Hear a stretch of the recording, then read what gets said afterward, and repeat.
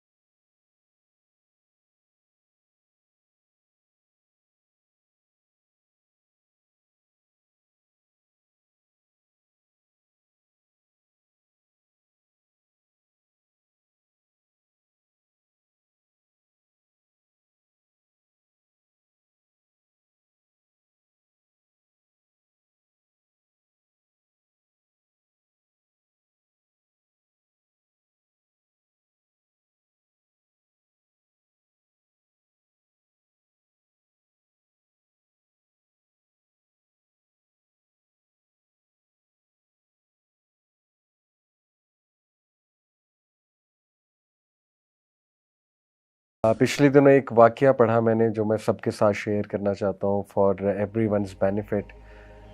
اس میں دیکھیں کوئی دوسری رائے نہیں کہ آج کل بہت مشکل ٹائم چل رہا ہے. ملک کی بات کی جائے تو اس حوالے سے ملکی حالات کی بات کی جائے, مہنگائی کی بات کی جائے, یا اوور آل اسٹریسز کی بات کی جائے, اوور آل لائف کافی اسٹریسفل ہو گئی ہے بیکاز آف ویریس فیکٹرز. اور سوالات بھی بہت اس پہ آتے ہیں. کچھ لوگ گھریلو حالات کی وجہ سے پریشان ہیں, کچھ لوگ فیملی ایشوز کی وجہ سے پریشان ہیں, کچھ لوگ اولاد کے کچھ ایشوز کی وجہ سے پریشان ہیں, کچھ لوگ بے اولادی سے پریشان ہیں, کچھ لوگ جو ہے وہ ان امپلائمنٹ سے پریشان ہیں, اسی طرح کچھ لوگ جو ہے وہ ہارٹ بریک سے پریشان ہیں, کسی کو کوئی چیز نہیں ملی, ریجیکشن ہو گئی ہے لائف میں, اس حوالے سے پریشان ہیں, کچھ بزنس ایشوز کے حوالے سے پریشان ہیں. تو یس, پریشانی تو آپ کو پتہ ہے کسی نہ کسی شکل میں آتی رہتی ہے زندگی میں, اور زندگی میں ups and downs they are part of life. But یہ واقعہ بڑا امیزنگ ہے. واقعہ ہے ایک سسٹر کا, انہوں نے خود یہ واقعہ سنایا اور میں نے ایک جگہ پڑھا تو میں نے کہا سب کے ساتھ فائدے کے لیے انشاءاللہ ضرور شیئر کروں. یہ واقعہ وہ سسٹر خود سناتی ہیں کہ ان پر بہت سخت قسم کا کالا جادو ہوا, سحر, بلیک میجک, جس کی وجہ سے ان کی صحت بہت ڈاؤن رہتی تھی اور ان کا رشتہ نہیں ہو رہا تھا. مطلب کافی زیادہ رشتے آتے تھے, لیکن جب رشتہ پکا ہونے والا ہوتا تھا تو ایک دم سے جو ہے وہ رشتہ بریک ہو جاتا تھا فار نو ریزن. اور شی سیڈ کہ میں بالکل تھک گئی, اور یہاں تک کہ ان کے ذہن میں آنے لگا کہ میرے ساتھ یہ کیوں ہوا, یعنی میں نے کبھی کسی کے ساتھ کچھ برا نہیں کیا ایویڈنٹلی, تو اللہ تعالیٰ کیسے الاؤ کر رہے ہیں اس ساری چیز کو. یعنی ان کے ذہن میں وسوسے بھی آنے لگ گئے اس کے حوالے سے. دیکھیں آئی نو کہ کبھی کبھی ہم بہت زیادہ سپرسٹیشیس بھی ہو جاتے ہیں چیزوں کو لے کے کہ جادو ہو گیا, جادو ہو گیا, ہر چیز پہ کہتے ہیں بندش ہو گیا. لیکن یہ میں آپ کو ایک ایسا واقعہ سنا رہا ہوں جہاں ایک جینون کیس ہے. دیکھیں جادو کا کمپلیٹ انکار بھی تو نہیں کرنا چاہیے نا, تو یہ ایک جینون کیس ہے سحر کا, اور وہ سسٹر خود بتاتی ہیں اپنا واقعہ. بہرحال ہیلتھ ایشوز, اور پھر دوسرا یہ والا جو چکر چل رہا ہے. شی سیڈ کہ میں نے بہت میڈیسنز کھائیں, سائیکیٹرسٹ کے پاس بھی گئی, کاؤنسلنگز کروائیں کئی بار, یعنی دنیا کا ہر وہ علاج جو پاسبل تھا وہ میں نے ٹرائی کر لیا.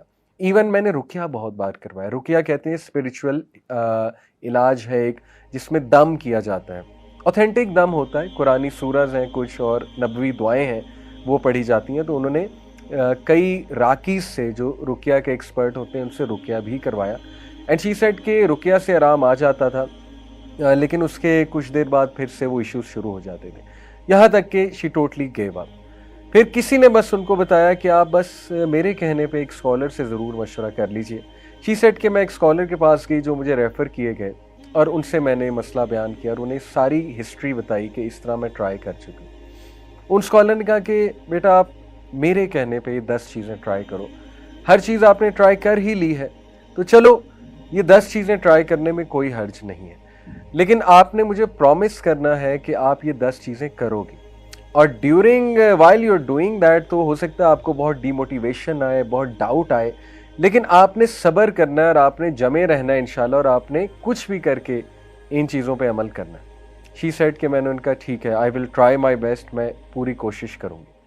उन्होंने कहा कि बेटी सबसे पहले you have to promise me कि आप रोज़ाना कुरान पढ़ोगे, चाहे 1 वर्स, चाहे 2 वर्सेस, चाहे 10 वर्सेस, चाहे 1 पेज, चाहे 2 पेज, जितना कुरान आप पढ़ सकती हो आपने मिस नहीं करना, आपने डेली कुरान पढ़ना, ये आप मुझसे पहला प्रॉमिस करो। उन्होंने कहा ठीक है इंशाल्लाह, it will be on my list. दूसरी बात उन्होंने ये की कि आप तहज्जुद के टाइम उठ के, जितनी आपको तौफीक मिलती है इंशाल्लाह, आप तहज्जुद के टाइम उठ के अपने लिए ख़ास दुआ करो अल्लाह से, और अल्लाह को ऐसे जुमले कहो कि अल्लाह मैं सबसे जो है वो नाउमीद हो चुकी हूँ और मैंने हर चीज़ ट्राई कर लिया, यार अब आप ही शिफा देने वाले हैं, मेरी सारी की सारी उम्मीद आपसे है और मैं इस घड़ी में आप ही से मांगती हूँ। तीसरी बात उन्होंने ये कही कि ऐसे औकात उनके बारे में पढ़ो जब दुआओं की कबूलियत के औकात। वो क्या क्या है? मिसाल के तौर पे हदीस में आता है बारिश के दौरान दुआ कबूल होती है, सफ़र के दौरान दुआ कबूल होती है, सजदे में दुआ कबूल होती है, नमाज में जो सजदा किया जाता है फ़र्ज़ नमाज में, उसमें उर्दू में तो नहीं दुआ कर सकते, लेकिन कोई जनरल दुआ मांग सकते हैं, जैसे रब्बना आतिना फिद दुनिया हसनतुन व फिल आखिरति हसनतुन व क़िना अज़ाबन नार, बिल्कुल जायज़ है, अलॉन्ग विद सुब्हाना रब्बियल आला जो हम कहते हैं। और ये जनरल दुआ करते हुए अपना मसला जहन में लाया जा सकता है, तो वो भी दुआ का एक तरीका है। और नमाज के बाद भी सजदे में गिर के उर्दू में भी दुआ की जा सकती है नमाज के बाद। इसी तरह उन्होंने कहा कि इकामत और अजान के दरमियान का जो टाइम है उस वक्त दुआ की कबूलियत है। और उन्होंने कहा इस तरह मज़ीद ऐसी रिसर्च करो कि कौन से जो है वो दुआ की कबूलियत के औकात। उसने कहा ठीक है, मैं इंशाल्लाह इसकी भी कोशिश करूँगी कि वो औकात जब दुआ की कबूलियत है, जैसे नबी सल्लल्लाहु अलैहि वसल्लम ने फरमाया कि जुम्मे के दिन एक घड़ी आती है, असर से मगरिब के दरमियान उस घड़ी का जिक्र किया गया है। ज़्यादा जो ऑथेंटिक व्यू है स्कॉलर्स का, वो असर से मगरिब के दरमियान कौन सी घड़ी है, देखें कोशिश करें असर से मगरिब ज़िक्र में स्पेंड करे बंदा। कोई एक फ्राइडे ऐसा रख ले, अगर हर फ्राइडे नहीं कोई अपॉर्चुनिटी निकल रही, कोई एक फ्राइडे रख ले, उसमें दुआ करे। उसने कहा ठीक है इंशाल्लाह, I will try to do this. चौथी बात जो उन्होंने की, उन्होंने कहा कि जिस मसले से बेटा तुम गुजर रही हो उस मसले के बारे में दूसरों के लिए दुआ करो। यानी कितनी बेशुमार हमारी बहनें हैं, माएँ हैं, जो विडोज़ हैं, जो मुतलका हैं, या जिनकी शादियां नहीं हो रही हैं, उम्रें बढ़ रही हैं, उनके लिए दुआ करो, सिर्फ अपने लिए दुआ ना करो। कितनी ही हमारी बहनें हैं, हमारे भाई हैं जो सेहर के अंदर मुब्तला हैं, ऑथेंटिक सेहर की यहाँ पे बात कर रहा हूँ, उनके बारे में दुआ करो, अल्लाह उन्हें शिफाए कामिला दे। शेख ने कहा कि जब हम किसी के लिए दुआ करते हैं हमारी दुआएं ज़रूर कबूल होती हैं। तो उसने कहा वाकई ये तो कभी सोचा भी नहीं था मैंने। ज़्यादातर देखे ना इंसान अपने लिए दुआएं कर रहा होता है।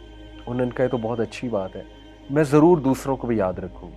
जैसे किसी की औलाद नहीं है और कोई बे औलाद है, उसे चाहिए दूसरों के लिए ज़्यादा दुआएं करें। जब आप दूसरों के लिए करेंगे अल्लाह आपकी दुआएं भी ज़रूर कबूल फरमाएंगे।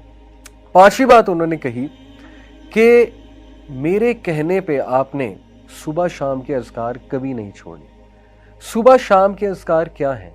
हिस्नुल मुस्लिम एक एप्लीकेशन है, HISNULMUSLIM,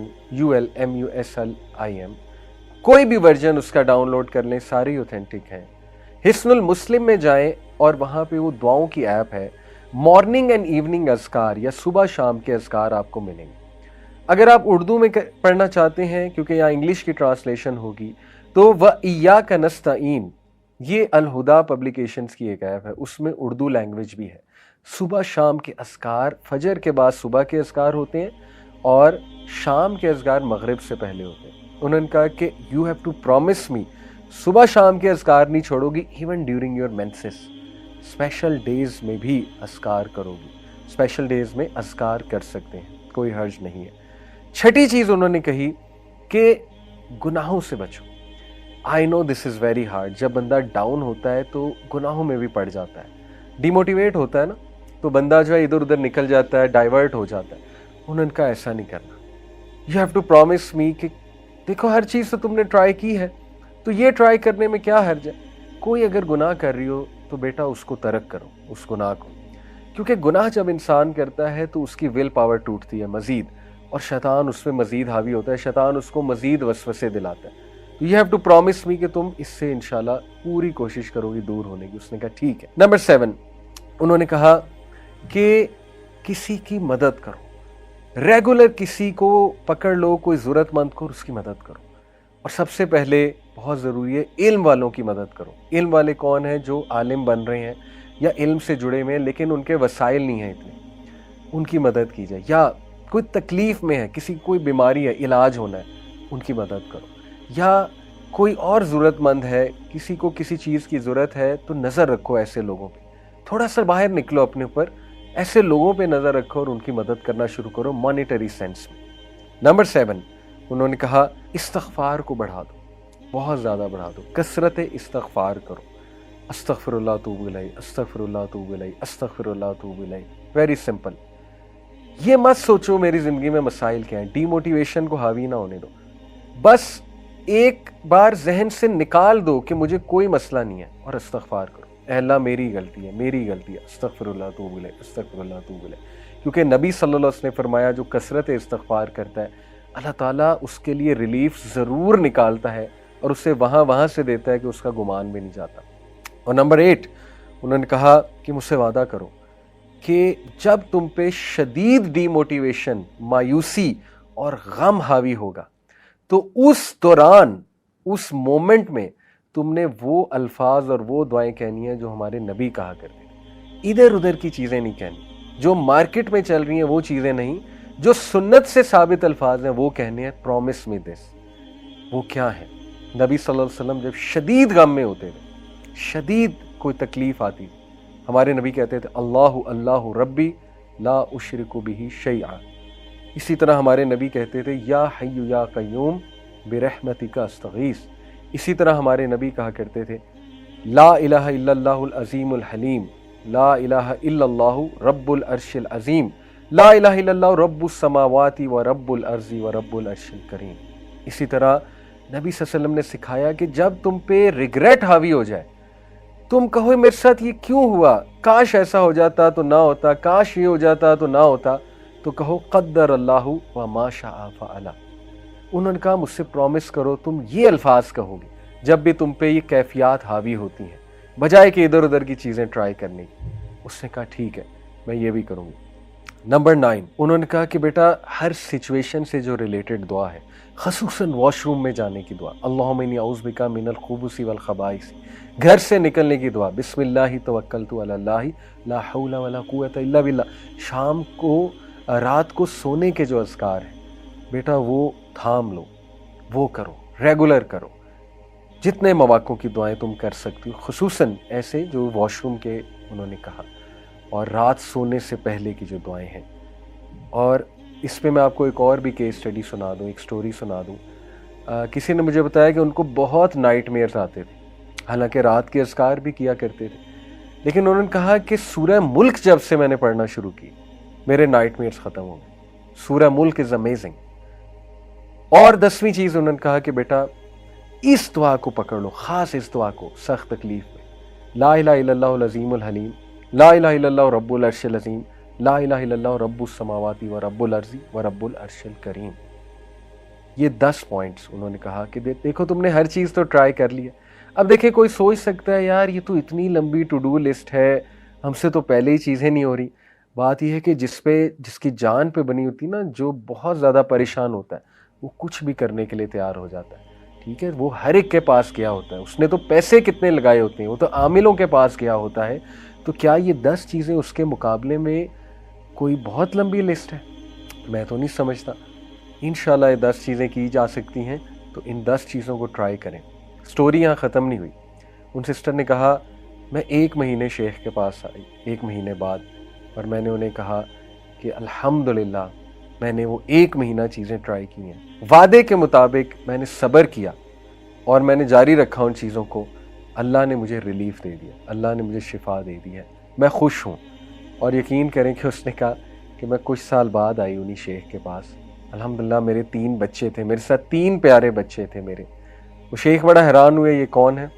شی سیڈ شیخ میری شادی بھی ہو گئی, اللہ تعالیٰ نے مجھے 3 بچے بھی دے دیے, اور کافی سالوں بعد وہ گئی ہوں گی. تو یہ اپنی وہ سکسیس سٹوری سناتی ہیں. دیکھیں یہ جو 10 چیزیں ہیں یہ وہ چیزیں ہیں جو ہمارے نبی صلی اللہ علیہ وسلم کی ہوئی نصیحت والی چیزیں ہم لوگوں کے پاس چاہتے ہیں.